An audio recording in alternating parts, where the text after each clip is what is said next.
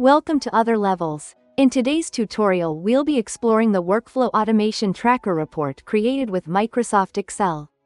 Whether you're a beginner or an experienced Excel user, this video will teach you how to leverage key features to build a dynamic and interactive report that keeps your projects on track.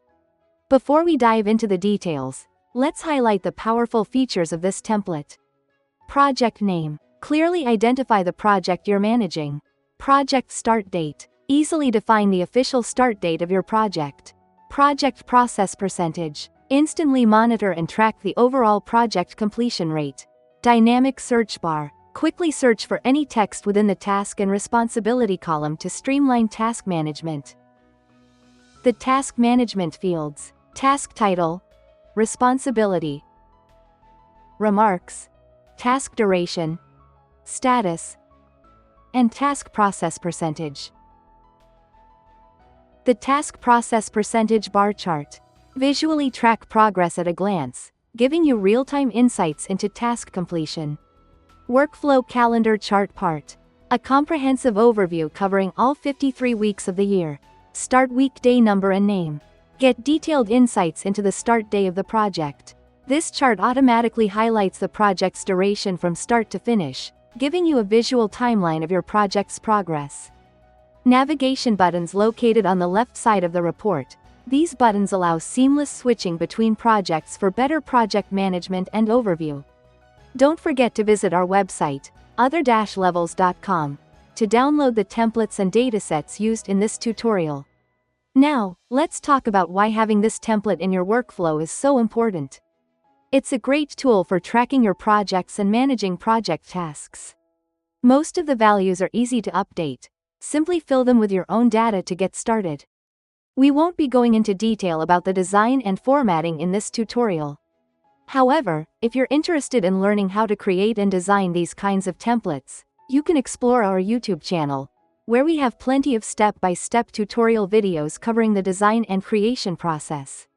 Now, let's dive into how we create the progress bar chart based on percentages. We use this formula. Let me explain how this works. This part of the formula repeats the filled circle symbol a number of times based on the value in cell L11, which is your project progress percentage. We multiply the percentage by 10 and round it to the nearest whole number, creating a visual representation of the progress with filled circles. The second part of the formula repeats the empty circle symbol to fill in the remaining portion of the progress bar. The difference between 10 and the rounded percentage, multiplied by 10, tells Excel how many empty circles should be displayed. Together these parts form a simple yet effective progress bar that visually tracks project completion. Next, let's discuss how to set up the status column. In the status column, we have different status types like not started, in progress, pending, cancelled, and completed. Each status is associated with a different color to visually distinguish them. Here's how you can set this up. Select the cell where you want to apply the status. Add data validation to ensure only the predefined status options can be selected. Go to the Data tab in Excel. Click on Data Validation. In the Settings tab, choose List from the drop-down. In the Source field, enter the status options, separated by commas. Not started, in progress, pending, cancelled, completed. Finally, let's add conditional formatting to color code the status. Here's how you can apply the conditional formatting to change the cell background and font color based on the status. Select the range of cells in the status column where you want to apply the conditional formatting. Go to the Home tab and click on Conditional Formatting. Select New Rule. Choose Format only cells that contain and set the rule to apply based on the status text. For example, if the cell contains completed, choose the format you want. For example, light green background with green text.